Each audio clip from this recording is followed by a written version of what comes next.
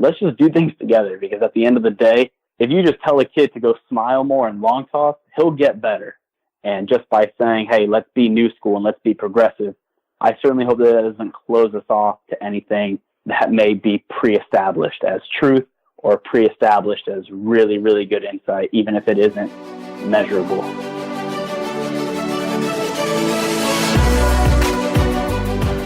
Hey and welcome to Ahead of the Curve. I am Jonathan Gelner, and thank you so much for being here. This episode is brought to you by baseballcloud, the official voice of data. baseballcloud's revolutionary software platform brings to life the numbers captured by TrackMan and FlightScope. This provides colleges, players, and facility owners around the world a turnkey product, allowing them to analyze their data using key metrics and custom visualizations on one intuitive user interface. Go to baseballcloud.com to find out how you can have your own data analytics department for your program.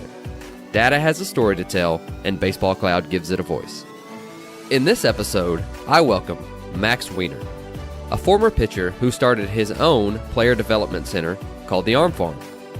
Max just got hired as the pitching coordinator for the Seattle Mariners after spending last year as a minor league player development coach with the Cleveland Indians. And on this episode, we cover a few key points that include what pitching development looks like in the offseason, how data plays a huge role in factoring into game decisions, and how it can affect players' confidence. But we also get into how the mental aspects of players are just as important as physical. Here is Max Weiner. Max Weiner, welcome to the show. Thanks, man. Thanks, Jonathan. You've been a gentleman throughout all this. I know we've gone through a lot to sort of make this happen, so happy to finally do it.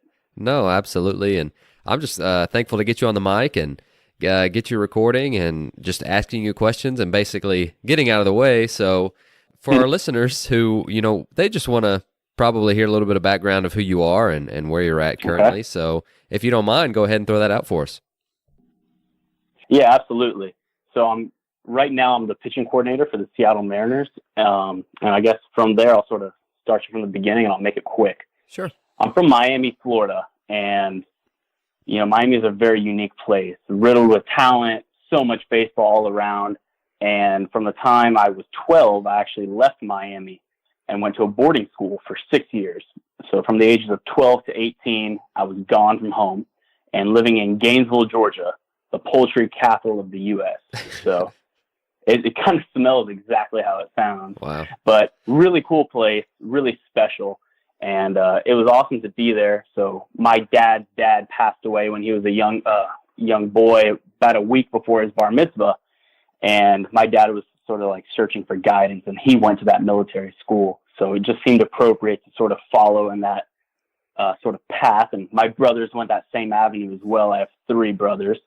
And we went there, and thankfully by the end of my time there, after playing baseball, I was able to be the battalion commander. So I was sort of understanding what it was like to lead and delegate and work within 500 kids your own age. Like, how do you wake a 16, 17-year-old kid up when you're 15 years old and make him get dressed and shave? Like, that's a ridiculous task. Sure. But that was just the start of the day. From there, I bounced around trying to find a place to play college.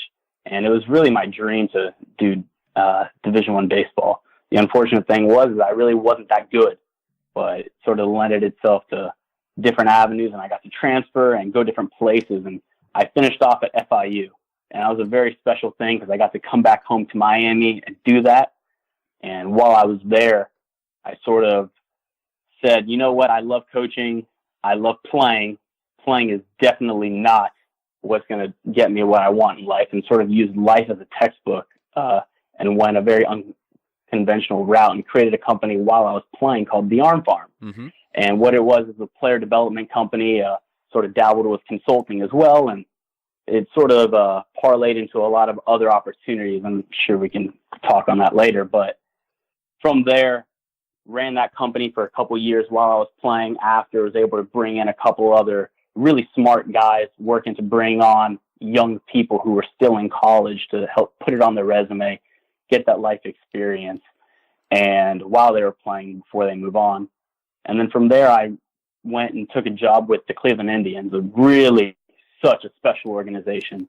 And I was there for a year, and I got to be with amazing, amazing people and have my hands in so many different pots and languages and learning about sort of different domains. And while I was there, it very recently became an opportunity to go and interview with the Seattle Mariners, and now I'm there now as their pitching coordinator. Oh, that's awesome. And we've spoken before a couple of times about having a mutual acquaintance with the Indians and Mark Allen, and I want to just talk about that just for a second, just because I played for him in college, and he had such a huge influence on my life, and so he's one of the reasons that I got into coaching, and I'm sure that you have had a pleasant experience with him, but that's pretty cool. Oh, Baseball's man. a small world. It is, and I'm so happy you said that, because Mark is a beautiful, beautiful soul. Every person he gets in touch with, it's a game. And we've talked about this a million times. Mm-hmm. Mark will walk into a room, and he has this innate ability to understand sort of the dynamic, right? What's the temperature of the room, mm-hmm. and how do you facilitate conversation? And he is the epitome of a sponge, where he'll just create an environment where everyone just starts talking, and he listens and then pivots, and it's amazing. And he is a baseball genius, and he is currently actually the pitching coordinator for the San Francisco Giants. So he's leading that charge, and he's doing an amazing, amazing job. And I think there are a lot of people with the Indians and around baseball who would echo those sentiments. Oh, for sure, for sure. Well, let's go ahead and get into some player development. And like you mentioned, all right, you started the ArmFarm, and I mean, at like 20, 21 years old, and that developed into and really parlayed you into a position in professional baseball. But we're speaking mostly with high school, college coaches. At least that's most of our audience. And so if we're just going to kind of throw a blanket statement out there, which is, advice for the off season, is because it varies so much from staff to staff and player to player. But what's just your best advice on somebody who wants to run a killer off-season program for their pitchers that are, between the ages of 13 and 22-ish? Ooh, 13 to 22. Mm-hmm. Well, I'd say probably the number one thing you want to do is sort of create a plan. These very short-term and long-term, almost check marks within the calendar, and know exactly what it is that you're looking for. And once you can sort of establish what those benchmarks may be, you can say, okay, I value this benchmark, and maybe that's get to a certain number of throws per day, or get to a certain miles per hour, or a certain movement quality. Once I value that, perfect. When will that value change? When will I start valuing that less and something more? So, and what I mean by that is at the very beginning of the off season is we want to be almost restoring ranges of motion, especially for guys who are more in my population, which is anywhere from 16 to 30 something. Mm-hmm. And what that is just there's so much damage going on. I mean, we know that there's a huge loss of elbow extension range of motion. You can go on and listen to the Ryan Fairs of the world talk about amazing tests and assessments that are going on. But from a fundamental pitching standpoint, is if you can get back to normative ranges, and that involves getting with a PT, getting with an AT, and asking them to go through these sort of tests, and then make sure that those tests are actionable. So something that could be really useful for a team on a small budget may be getting a Modus sleeve with a small little subscription, and just understand, okay, this guy's arm speed is looking like this on January 1st, and his range of motion looks like this on January 1st. How's that going to look in June? What's that going to present like the day after a start? Mm-hmm. And you can start to sort of piece these things together. And without just saying, hey, do this and do that, and being very prescriptive, you can start to understand what some ratios are like. And I guess the number one thing to take away from that would be the next step is having a background in some sort of physiology and kinesiology, understanding like tissue loads and what is periodization model would be ideal, like within a large periodization model for multiple months, and then within a week, like, is a specific player better at microdosing, meaning he gets a small amount of this type of stimuli frequently within a 7 or 10 day window? Or is he better with a super compensation model and sort of borrow, which would mean like a heavy load on the front end, take some time to recover and come back up almost on a curve?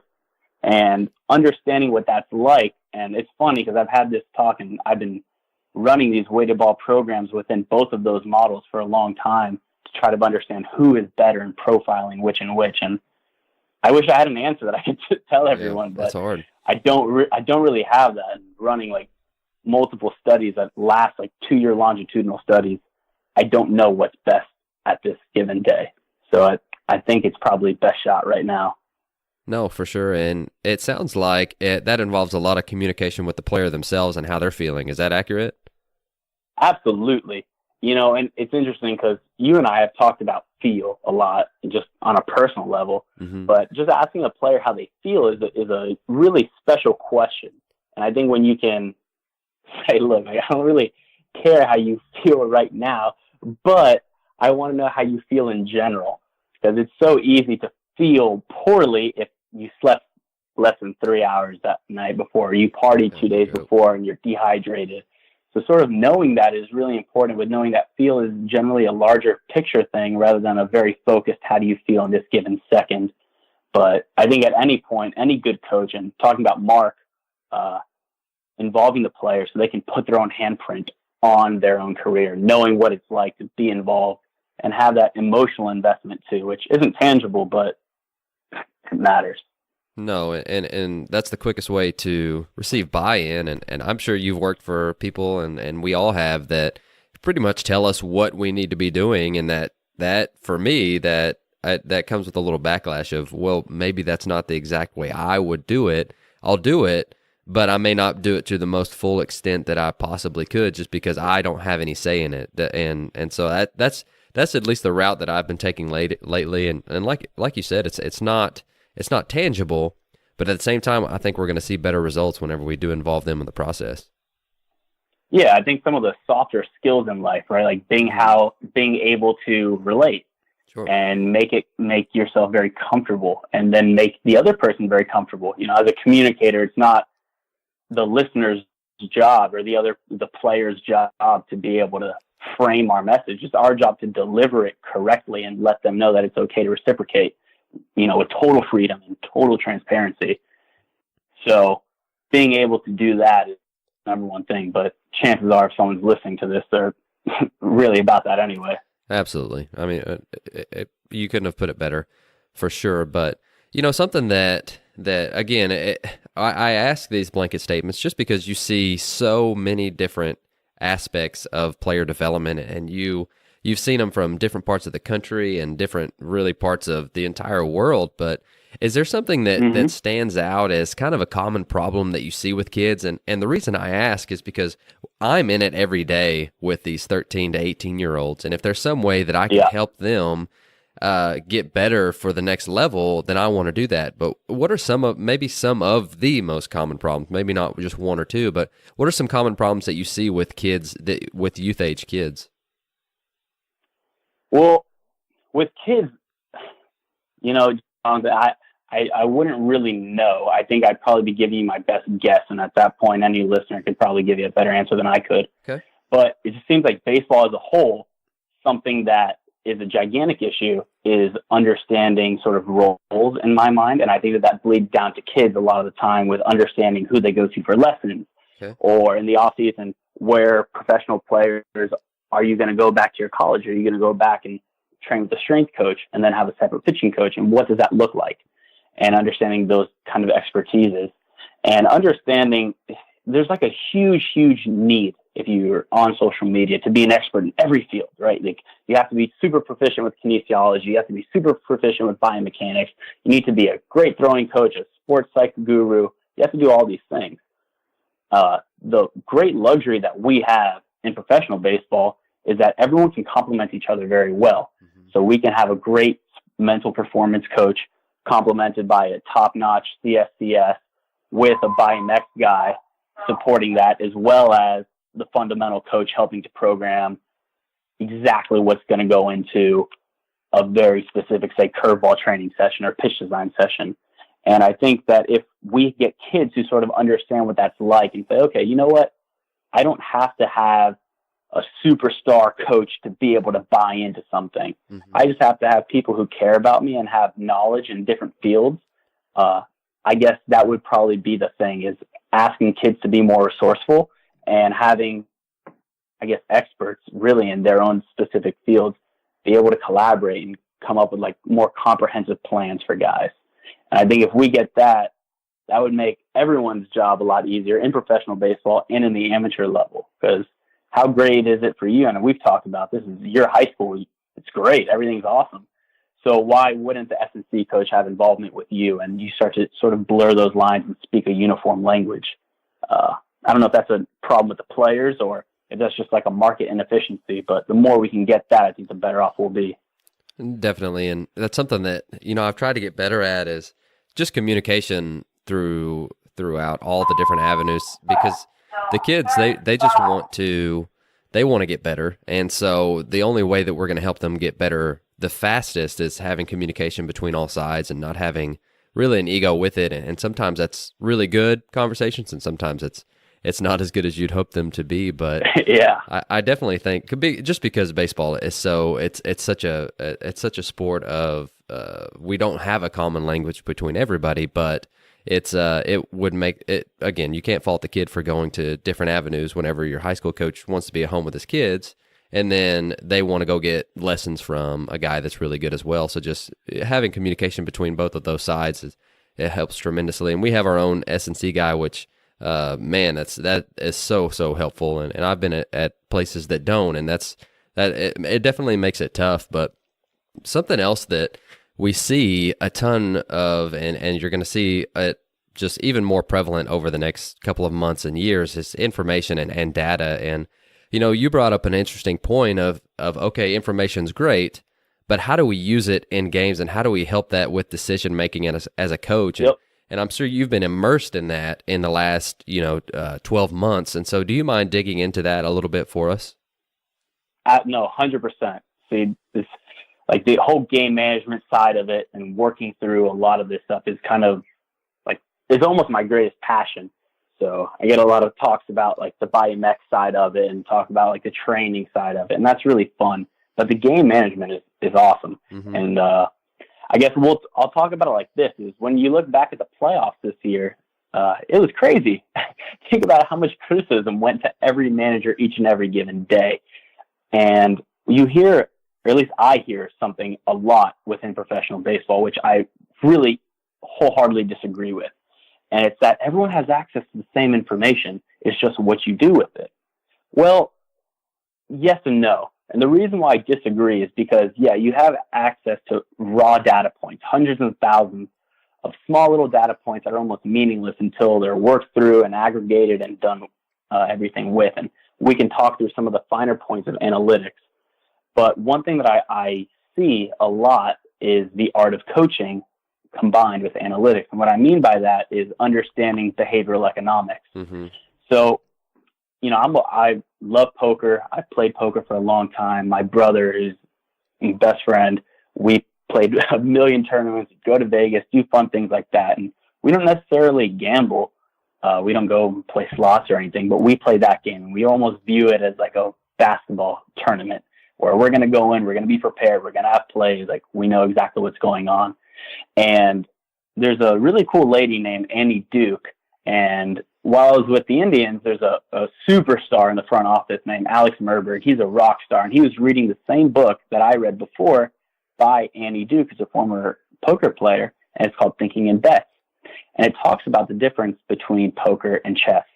And I promise, if you're probably thinking, what the heck is Max talking about right now, I'll circle back to analytics here. But in chess, so much of it is a skill-based game where you get to work numbers black and white almost. You say, this is a good strategic move, this is a bad strategic move, this sets up 2 or 3 points later. Whereas poker, there's a ton of skill and a ton of probabilistic thinking that needs to go on. But at the same time, there's luck and there's also human behavior. And sort of understanding and being able to navigate that is the number one thing. Well, we're watching the postseason this year, and let's just say, I don't want to call anyone or do anything or make any illusions. So let's just say the Mariners this year were in the playoffs and they were in the World Series, and Edwin Diaz is on the mound back when they had him. Mm-hmm. Well, if this guy is just like on a video game and he's a 99 overall and he's ready to pitch and all you have is his baseline skill level. And you know, man, this guy is a rock star, and you put him into pitch, you're feeling pretty good. Now, just know at that point that the best pitcher in the world is going to give up a run roughly a third of the time, right? Whether it's earned, whether it's not, just keep that in mind as we're moving forward. So if he's a 99, he's the best pitcher overall, but against lefties, he's really bad. I'm not saying he is, but hypothetically, he's really bad against lefties, and that brings his overall level down to a 94. And then the manager looks over and sees that he's not doing so great. Body language isn't there. Bullpen coach says, you know what? He's been feeling a little sore. He's not really feeling good. Something may be going on with his head. I have no idea. Now, this is just a made-up person and a made-up name. I think a lot of times we get caught up in baseline numbers and understanding like that players regress back to their baseline skill level and don't get hot or cold or rise to moments or fall down. But I think to an element that you sometimes do a little bit. And when you're looking at a suggestion and when you say, okay, bring in the best pitcher because out of 100,000 times, he will get the out the most times. Out of 100,000 times, you're probably correct. At game 131, you're probably correct. But when you're there and you're in Yankee Stadium and there's a third deck and there are people yelling and screaming and this pitcher's got a baby at home and a wife and a family and he's a human, there's a lot more that goes into it. So before we dig into the numbers, knowing how important it is to weigh the human side of it and bring that to the table, in my mind, is huge. So there's a whole long-winded way to say there are soft analytics and hard analytics in a way, and you can't quantify some, so whatever. Within game management's unique, and I've never been able to do that, and I've never been at the big league level making these decisions, and nor would I pretend to. But you can certainly, I think if anyone's ever been a coach, you certainly fantasize about what that would be like. Well, should I be in that spot one day, a question I would probably ask is, okay, what's the approach that we have? And there's an author named Jordan Ellenberg, and he wrote this book called How to Not Be Wrong, The Power of Mathematical Thinking. And he opens up the book with a really cool narrative about this professor from Columbia University who hails from Austria, but he has to leave due to German occupation. And he ends up helping the U.S. in World War II. Now, his utility is that he's a leader within this smaller outfit called the Statistical Research Group. He's pretty much a rock star mathematician. His name's Abraham Wald. And they did everything from mathematics issues to tax to algorithmic strategy, whatever. Well, the generals in this case are there supporting and they're working the foot soldiers on the ground. And Wald is what our equivalent would be in the front office working the analytics. Okay. Now, their job is to sort of bridge together to create this super united front of how do the people with the numbers go to the people, the generals, the coaches, and make it actionable for a player and make those decisions. Well, the generals go to Wald and they say, hey, man, we have something for you. We are getting all these planes back, and we need you to create this mathematical solution for us. We're seeing a gigantic issue. These planes that are being shot down all have these holes, and they're scattered all around the plane in like this random mosaic pattern that we cannot figure out. The issue is we're seeing way more bullet holes in the engine than we are the fuselage. We need you to create a math solution to help us out so we know how much armor we need to put on the engine and the areas where our planes are getting hit the most. Okay. Seems reasonable, right? Well, Wald comes back and says, look, that's not the case at all. You're thinking about it completely wrong. What you actually need to do is put the armor where planes aren't getting hit at all. And the reason for that is all the planes that you're looking at and going through are ones that haven't been shot down. All the ones that are getting shot down are shot down in the engine, or shot down in the engine. So understanding what that's like with the front office having access to so much information and then making it actionable is huge. Meaning, if we know that a pitcher is going to give up a run roughly a third of the time, but we need one single out to happen, how do you have matchups? I think at that point as coaches, whether it's amateur or in professional, you need to start understanding is what sort of metrics do you want to value? And how do you make sure that you don't overvalue a singular metric or start associating success with a metric that you really like? And I think what that comes down to is process metrics and outcome metrics. So process-based metrics would be pitch quality, meaning vertical and horizontal movement profiles, and what's actually happening, such as whiff rates, chase rates out of the zone, in-zone contact, stuff like that. Some of the more outcome-based metrics would be, say, ISO, which is a measure of somebody's power, or weighted runs created plus. And there's a ton of ways that you could go about it given the certain situation and how your organization or how you want to preach. But if it's, in my mind, one of the things that I hear all the time is trust the process, follow the process. Well, control the controllables. Now, there's a really cool thing for pitching in particular where we can value players based on these really controllable, process-oriented statistics. And they're out of this great family of what's called DIPS, defense independent pitching metrics or statistics. And within that, there are these different versions of FIPS. Fangraphs has their own version. I'm sure every single organization, professional baseball, has their own version of it. But what it measures is the three true outcomes: walks, home runs, and strikeouts. And you can value those things differently and layer on other information as well. So for me, as a coach, if I'm going to be making decisions or I'm going to be working on knowing who's going to be the guy to come in, at that point, most of the time, unless it's a contact-based issue, I'm going to go with a FIP-based metric. And what that would just say is, look, once a ball is put in play, there's an element of luck that we can't control. But what we can do is make sure that this guy is either going to miss the most amount of bats, going to limit, home runs, whatever, and know what we're getting from there. And I don't think that's any secret. I mean, that's been around for a million years, and every organization, every college team knows that. But sort of getting away from ERA or RA9, like runs allowed per 9 innings, different things like that, and looking for, okay, if I preach this as a coach for buy-in, for this almost like sort of parallel thought, if I'm going to make a decision and tell my guys to control what they can control, I need to value them based on what they're actually controlling, and not, the bench coach moving the guys for the defense and doing things like that. So that's just a little bit of it. But if you're going to tell guys to trust the process, I think that we need to embrace the process as coaches from a valuation standpoint as well. Let me take a few seconds to tell you guys about OnBaseU. OnBase University is an organization that studies how the human body moves in baseball and softball. They offer certification seminars that teach coaches, trainers, and medical professionals how to assess an athlete's physical ability to perform movement patterns that are specific to hitting and pitching. For example, they just put up a blog post on their website, onbaseu.com, that discussed why hip internal rotation is important in hitting and how they evaluate it with their OnBaseU screen.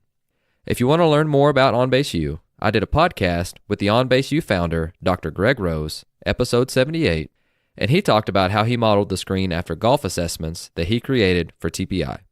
They are hosting pitching and hitting seminars in Phoenix, Newark, and Houston over the next few months. I will be attending one soon, and I hope to see you there.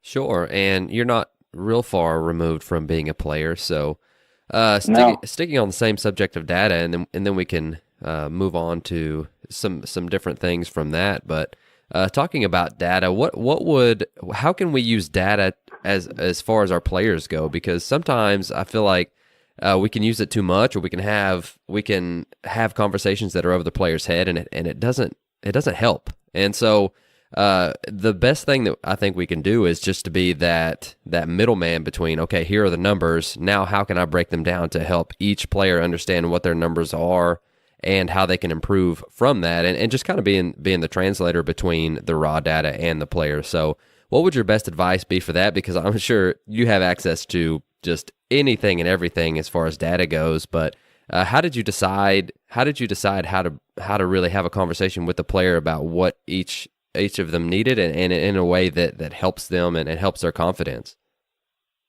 It's a good question. So I think that there are like two prongs to that, the physical and the mental side. And just from the physical side, sure. Say that there's a pitcher who we say, man, like this guy's got something very, very special in the bullpen. Mm-hmm. How are we going to go about making sure that this guy's slider, which is a very unique slider and very special, actually plays well in the game because it's passing the eye test, the process-based metrics, right? Like the spin-induced movement is really solid. Everything's in a good spot. How come in the game it's not working out? Mm-hmm. Well, at that point, you can look at some of the numbers and dig in. This is where paying attention to the right metrics and ignoring, or even just paying attention but discounting others is really important. Well, if you were going to dig deeper and say you had a Rapsodo, or say you were just had a random Joe Schmo pitcher behind the net for inter squads, just marking down slider behind the, on the bouncing at the back of the plate or way off glove side, and you just mark swings and misses based off of that, you'd probably be in a pretty good spot to know, hey, you actually have an awesome slider. You just need to stop yanking it glove side and go back of the plate. And that would be a very, let's say, cost-aware way of going about that. But say you had access to TrackMan, say you had access to Rapsodo and really good video, you could do a lot of really, really special things and tell this guy exactly what's going on. Hey, when you try to go glove side with the ball, you're actually affecting the axis of the pitch and it's moving totally differently. So your really special pitch, just because of your mindset to get it off the plate, you're doing yourself a gigantic disservice. Okay. And you start to say, okay, like this is blending it pretty well. And I think with young people who grew up with all this already in place, people who grew up with video games, who grew up knowing exactly what these conversations are about, I think it just makes it easier. So just knowing how these people learn and how these people take in information and just sort of offering it with the same sort of medium is the best way to go about it.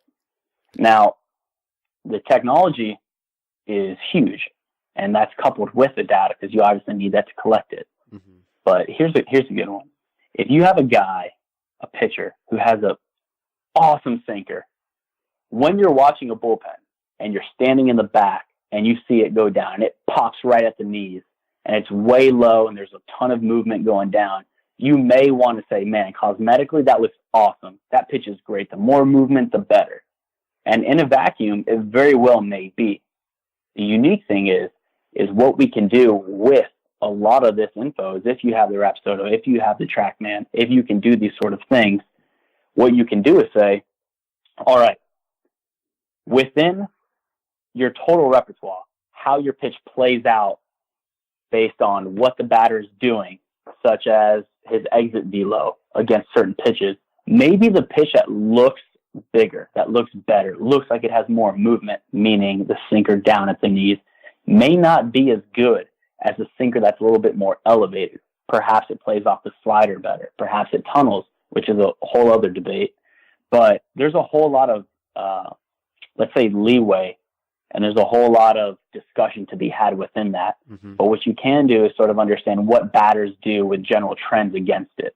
And I think that's pretty helpful because if you're going to go through bullpens and want to be able to track what's going on and prepare for games, as a coach, you can almost be a broker or a day trader and understand what it's like to notice trends and patterns and say, hey, we're moving in this direction. It may look and feel better, but in actuality, that's not really the case, mm-hmm. right? And a lot of times, if something makes sense or is logical, you need to step back and say, okay, well, that's too easy to believe. Why is this actually happening? And just so we know here, I'm not advocating for less movement to tunnel. I mean, more so than anything, the most predictive form of getting somebody out is less reaction time, meaning more velocity, and a larger threshold to miss the bat, meaning more movement. Mm-hmm. So when in doubt, more movement, more velo for sure. But when you get into pitches like sliders and changeups, it gets very, very different, especially with splitters. So knowing what that's like is tough. And if you wanted to talk more about it, just FYI, any listener, please reach out to me. It'd be tough to dig in. That's like a 2-hour conversation to have on this. And I don't want to get lost on that, but here's an interesting one. I got one for you here. Yeah. We talk so much about focus, right? Everyone's got to have like locked down process for every single pitch. And we know how important the mental game is. This is I just want to assert one potential option to be able to help guys sort of quantify their focus and buy buy-in. So say you're a pitcher, Jonathan, and sometimes you're a freaking rock star and you're just awesome and you're lights out. But other times you're not doing so well, and maybe that changes from game to game or pitch to pitch.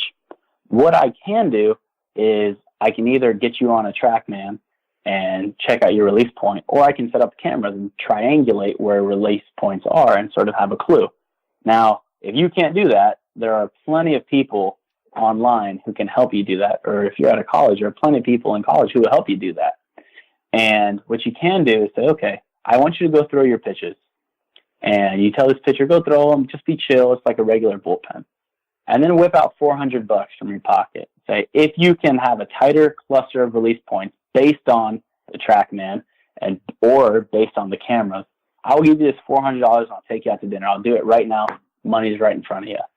If that kid doesn't focus up and have a tighter cluster of release points at that point, that would blow my mind, because I've literally seen it done where you can put money in front of someone's face, make it super competitive, and the release point goes from being super scattered and all over the place to a much more concentrated area. Okay.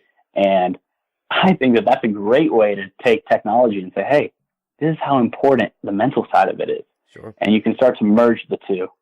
So food for thought. No, definitely. And so while you're on the subject of, better bullpens, I'm a hitting guy now, and I've kind of gone back and forth throughout. No, you're not. No, you're not. And so I've gone back and forth in my career between both of them just based on need. And so, setting up good bullpens is paramount in high school because, last year I was the only pitching guy on staff, and so I had like 30 and 40 guys, and so it was a lot of constraints and a lot of, okay, we've got to be competitive here, and I may talk with you a little bit, but I want to know afterwards, so what did you, a lot of different things essentially, but setting up bullpens was very important because, that's really the only opportunity they have between starts to get better on a mound. And so what's your best advice on setting up good in-game bullpen settings, and then, trying for us at the amateur level to create a better bullpen setting or just better bullpens in general? Yeah, so I love this. This is kind of like preparing for a game. Each bullpen, from a coaching standpoint, in my mind, if you can prepare a couple hours before, you're in a really good spot because you can provide a roadmap for the player. And it's funny because you talk about hitting and pitching and moving between the two. Well, the recruiting coordinator down at FIU, his name's Jared Goodwin. He's coached like over 26 first-rounders. Mm-hmm. He started FTB travel baseball, and he's a rock star. And for anyone who ever wants to know what it's like in amateur baseball with very, very limited resources to set that up from a hitting and from a pitching standpoint, I would highly suggest you reach out to Jared. He's a amazing, amazing resource for anyone. Well, in my mind, the number one thing you can do is probably track what's happened in the past. Okay. And try to be able to make some predictive measures. So you would go through what would be known as evaluative statistics and say, okay, maybe that there are swings and misses, a gross number, right? So out of 30 pitches that there are 7 total swings and misses. That would be cool to know at the end of a game to say, hey, you had a lot of swings and misses, but it's not actionable. A thing that could be really good is after a game is if you could tally up, and this is if you have zero technology, and on the back end, I'll talk if you do have the tech. Okay. What you could do is just say, okay, I had a pitcher in the stands for every time we went to this zone with this pitch, maybe followed by this speed differential or anything like that, whatever it is that you wanted to work as a coach, we saw this happen. And maybe that's more barrels. Maybe that's swings and misses. Maybe it's takes. But over the course of a large time, right? And if you were going to track and be very meticulous with this through fall, where you're playing fall games or winter leading up to the spring season, you can get a not a great measure, but you can try to do your best with it and start to have a clue of, okay, out of these 1,000 pitches that we saw, what is this presenting? What are these trends sort of looking like? And you can say, okay, this is your best pitch. Do that. Mm-hmm. Great. Practice that. Or, hey, man, these are the sequences that have worked out really well for you. And at this amateur level, sequencing kind of helps a lot. So, because a lot of times the guys just don't have the pure stuff. Mm-hmm. So sort of playing that chess game is so important. Well, understanding what that's like, or saying, hey, every time you throw a fastball inside, the guys just absolutely destroy you. Like, you can't get any swings and misses on it. Mm-hmm. Maybe we don't throw that pitch as much, or maybe when we do, it's for effect on the way inside part of the plate. And you don't have to say, you know what, man, you're really, really bad at this. But what you could explain on a human level is, look, you're doing a poor job of getting outs with this or getting swings and misses. But what you can do is you can set it up better by using what you do best and asking him to throw that for a certain percentage of the time, or more frequently even if you didn't want to be super focused with it. Mm-hmm. I think that can help players sort of have a comfort knowing, wow, I actually got better today. And you don't have to leave it up to, that felt good, that didn't feel good, or that was good at the beginning and bad at the end. I never appreciated that as a player, and I always walk away with this sort of empty feeling of like, did I actually get better? But I can't say that because that's disrespectful, mm-hmm. and you just never really know. Here's a very interesting thing too, is knowing when do you want to ask a player to develop versus when do you want him to just sort of try to retain their skill level at that time. Mm-hmm.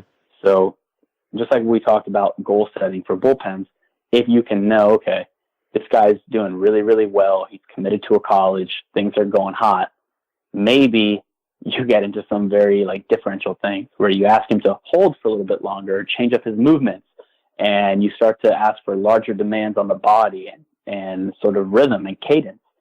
And from there, you can do some fun things. And for young guys, that's probably the way I would go about it, is just try to be as engaging as possible. From a professional standpoint, if you had all the technology or you're at a great college and things are working out well, what you need to probably do is understand the process-based metrics, again, of what's actually happening, and then is it different in a game, and normalize it to their velocity if you need to. So you could say, okay, maybe we want to go about 30 pitches. Within those 30 pitches, we need to practice going down and away with our slider 60% of the time because that's what you're doing in a game. Great. And then you give the guy 20% of the bullpen to just go for feel and whatever else you need to focus on. Mm-hmm. Now, it sounds like super rigid and structured, but that actually is a process. That's a routine. And when you have a routine to fall back on, it's wonderful. Right. Now, establishing that from a quantifiable standpoint is pretty easy, especially when you have a guy who buys in. But when you have a guy who doesn't buy in and just wants, no, man, like, just let me go compete, which is awesome. There's nothing wrong with that. What you could do as a coach is say, perfect. If you just want to go compete, let's compete. I'll call out a spot and you do it. And you can almost script it out perfectly to get exactly what you want while making him happy, and no one has to be bothered by it. Mm-hmm. So an interesting thing that I was able to do this past year with a player is say, hey, look, like, when you throw your fastball in this zone, you're in the 99th percentile in exit velo off of it, and you're also like in the 98th percentile on ISO. So guys just smoke you. Like, you do terrible here. Mm-hmm. Why don't you not do that? Like, right. Don't throw there next game. And he was like, that's funny. He goes, I never really heard that. I always thought that I need to establish that part of the plate. Mm-hmm. And I was like, yeah, I mean, it'd be great to. And unfortunately, you just don't. And like, we just started laughing. And it wasn't a mean thing. We were just having fun with it. Well, he went out the next day and started. And he did really, really well. And he threw one pitch there the whole game. And he went 4 innings with a one-hitter. And by no means was it that. But we sat down at the end of the game, and I asked him, I said, hey, like, what do you think that was?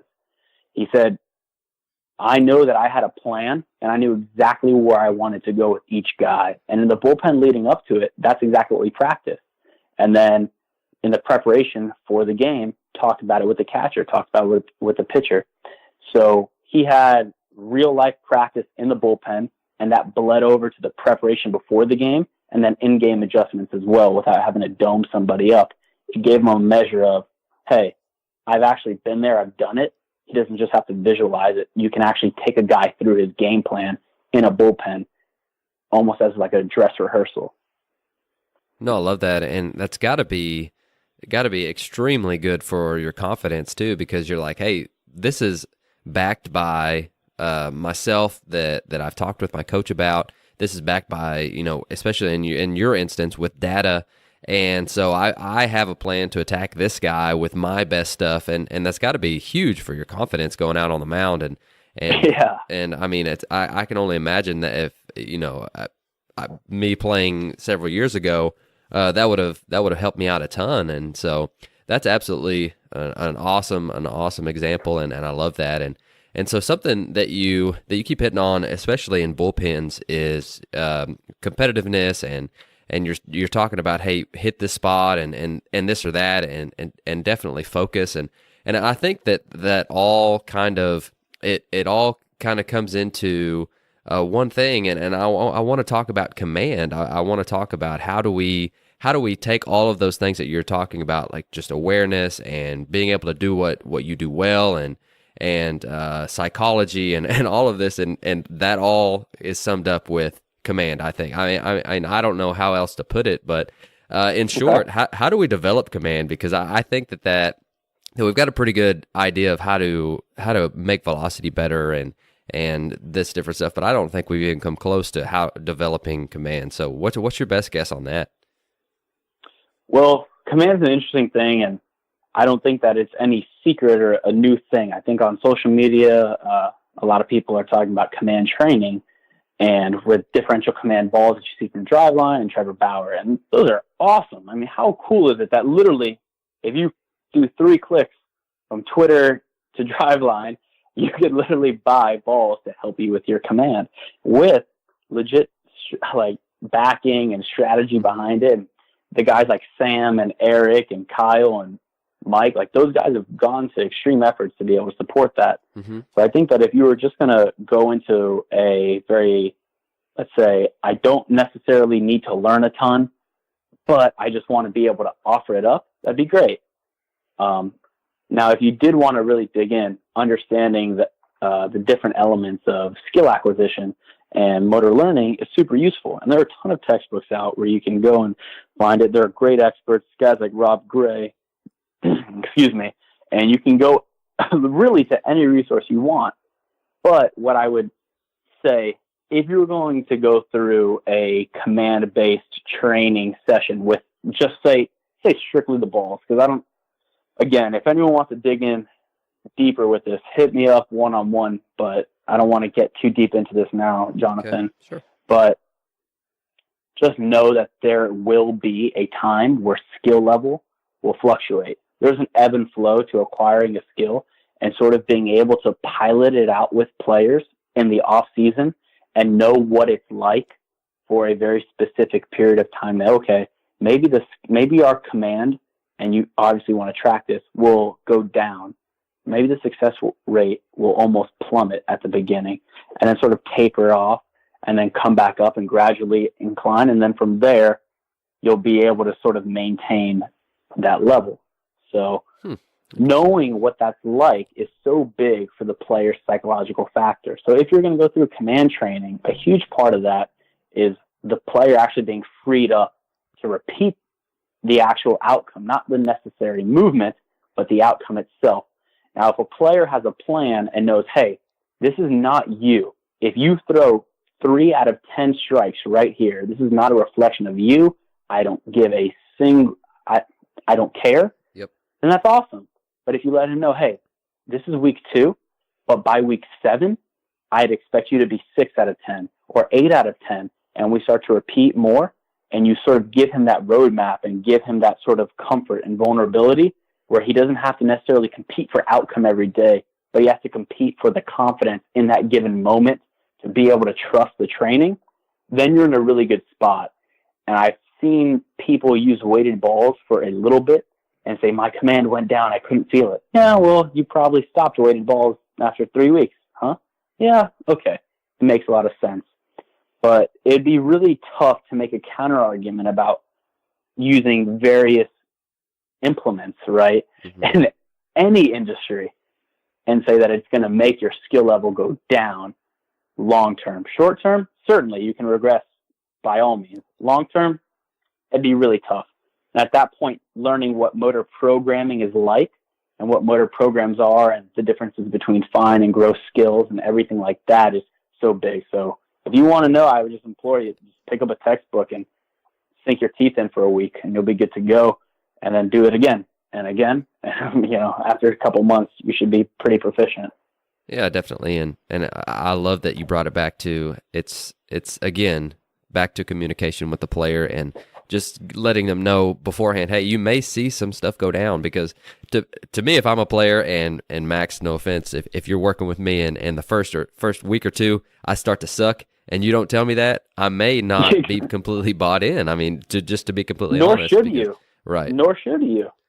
But we have a responsibility to let you know exactly what we expect to happen. And maybe it won't happen, but just knowing, hey, these are the possible outcomes seems pretty basic. It's a very human thing to be able to prepare someone for what they're going to go through next. So why not do it with pitching? No, absolutely. And I love that. And that's something I've got to get better at, and just over explaining almost, and in a way that I really don't, never mind. I really don't like that term, over explaining, but explaining it in a way that it can't be misunderstood. So if there's any not understanding from the player's perspective, I want to know for sure. And that's something that I may make that as a 2019 goal. But before you go, I really want to know, you've been a year in pro ball, and obviously you're extremely bright. So what are some things that you've really dug into in the last year, and you've just, that have really changed your mindset, let me phrase it in a different way. What's something that you've learned in the last year that's really gotten you excited? Well, I've really started to try to get more into game management type stuff, okay. Just because that's super interesting, and it's not something that I'm doing right now, and it's not something that is my best utility, but it is a gigantic hobby. So for that, I haven't really read baseball books, but there are a lot of really cool resources out there through edX, through Coursera, through just google.com. So a thing that I personally really enjoyed a lot is that Princeton offers a course in probabilistic thinking, and they offer it completely free. It's not like a real course. It's just a syllabus, and the information's out there. At least it was when I went through it. And you can go through different measures there, and then you can go onto Coursera or edX and learn about what data actually is. And I am by no means an expert at all. I wouldn't even consider myself, intermediate level, very, very novice. But there are some people who just have a ton of insight, and it's not my job to be able to be proficient with everything. Mm-hmm. But I do think that diversity of exposure, not necessarily like experience, but just exposure to different, say, realms, mm-hmm. I can almost use it as a currency, and it can help me stay more objective. And when I am able as a coach within a game to say, okay, based on the numbers, I can almost expect this to happen more often than not. I don't have to say, okay, let's go. Let's try to do this. I'm able to say, you know what? Like, I know most of the time this is what's going to happen. There's no need to freak out. There's no need to be anxious, mm-hmm. because you know what? If I can control the process, then awesome. But I can't control the distribution of the outcomes. I just need to know that 70% of the time, this will work out. I don't know when that 70% occurs, but I'm going to give myself the best shot. So that, also I'm very, very heavy into Spanish. And one of my good friends, who's an amazing pitching coach with the Indians, Owen Du, who's also super close friends with Mark Allen. We talk a lot about Spanish and how important it is. Because if you don't know Spanish, you're effectively missing out on 40% of relationships available within the minor leagues. And what a terrible thing to do. So even if you don't care about training, if you don't care about development or in-game management, say you don't care about anything at all other than spending time and loving players, in professional baseball, it seems like you really need to learn Spanish. So I'm not fluent, but certainly beyond conversational. And it's been an immeasurable gift. It's been crazy. No, so that's awesome. And we've spoken a couple of times about trying to learn it. And I think that what wasn't it you that told me that to listen to lyrics and song lyrics and music, isn't that a good way to do that? Oh yeah, I love that. I would go on YouTube and get it going. Granted, I'm also from Miami, so I'm Sure. used to hearing like really quick talking Spanish, Uh-huh. which is great. And I have a lot of family that's Spanish. My brother's names are Diego and Fernando, so it's awesome. But there are a lot of ways to go about it. And I don't necessarily think studying on things like Duolingo are always the best. I know for me, it was just listening and talking and forcing myself to hang out with all the Latin players as much as I could and force them to speak in Spanish to me. That was the best way. And I was able to see like gigantic yields. Right. Yeah, so you're setting me up. We're doing this podcast on New Year's Eve, and you're setting me up for a 2019 full of learning and growth. And so, Max, we appreciate you having you on, man. And if anyone would like to get in touch with you and just to really pick your brain about a little bit more in depth about any of the stuff that we covered today, what would be the best way to do so? Well, I have a Twitter, and I know that you're huge and super successful on Twitter, Jonathan. So you just reach out to me. My messages are wide open, and there's a lot of stuff that's going on. But if you reach out to me, I will do my best to try to get back to you as quickly as possible. And I welcome that, not just like I'll say, yeah, okay. Like, it'd be really cool. I'd love to connect with people and talk about it, especially if you want to talk about like really cool substantive things. Just reach out to me on Twitter.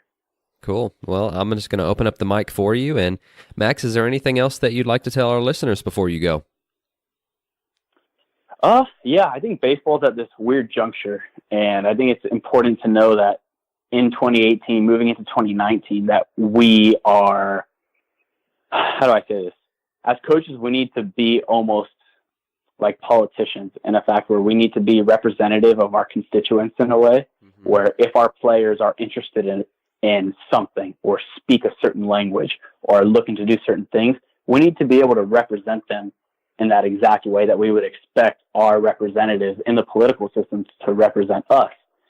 So not just saying, oh, I'm only new school, right? Which is a ridiculous thing to say, or I'm old school, which is also a ridiculous thing to say. And just saying like, hey, I'm just open.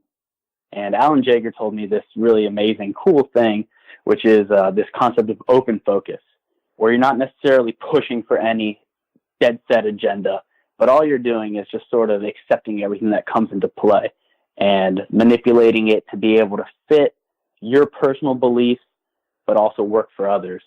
And I would just ask that as we keep going, it's not analytics versus anti-analytics or quantifiable player development versus not. It's just, let's just do things together, because at the end of the day, if you just tell a kid to go smile more and long toss, he'll get better. Like, I'm a firm believer in that.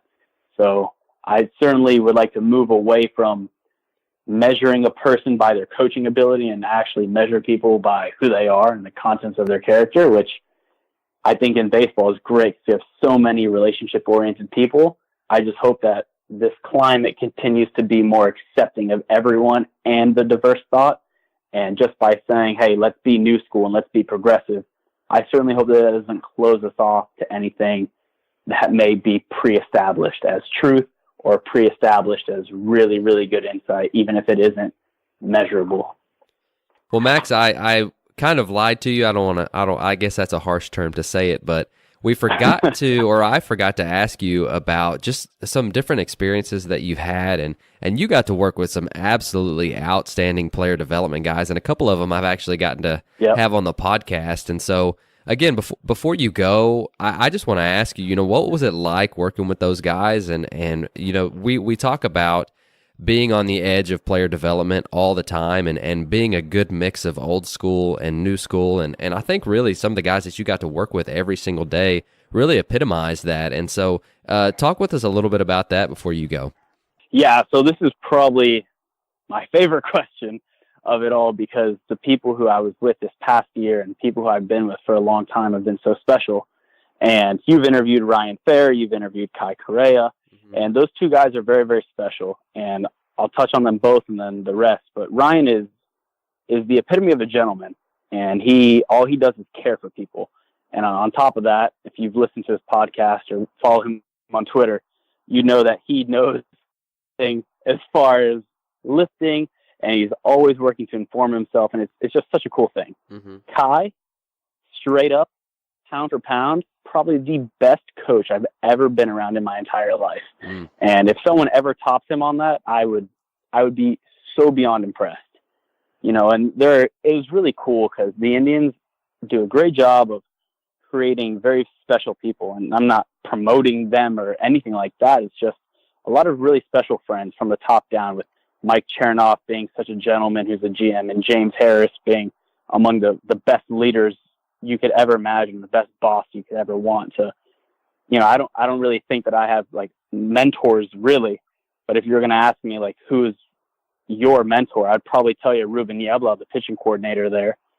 He's about as well versed in the human form of the game, and his content knowledge is tremendous, and just an amazing friend. I think guys like JT McGuire to Owen Dew to guys in the front office like Sam Giller. I mean, it's just guys who are just really, really special. And I think that as we move into as we continue to push baseball forward, I hope that we can continue to hoard these ideas, but also hoard these sort of amazing personalities where people are caring and interested in idea sharing and knowing that. So my growth was probably accelerated by a factor of 10, not from the experience that I had, but from the exposure that I had to the amazing people who were there. And I expect the same to hopefully continue with the Mariners. But I hope colleges and high schools and everyone else continues to do that. And that's the beauty of this podcast, is you're connecting people, and hopefully this isn't a disappointment, and hopefully we continue to idea share together. I love that, and I don't think that there's any better way to end the show than that. Well, again, Max, thank you for being on and sharing so much with us, and we really appreciate your time. Thank you, my brother. You have a happy new year, and I'll talk to you very soon. Thank you for listening to Ahead of the Curve. Before you go, I'd love to be able to get in touch with you, and we have several different ways of doing so. You can follow us on Twitter and Instagram at AOTC_podcast. You can join the AOTC Coaches Facebook group, and if you want to be a part of the mini clinic emails, both of those links are listed below. If you enjoyed the show, please consider leaving us a rating or review to help others find and stay ahead of the curve.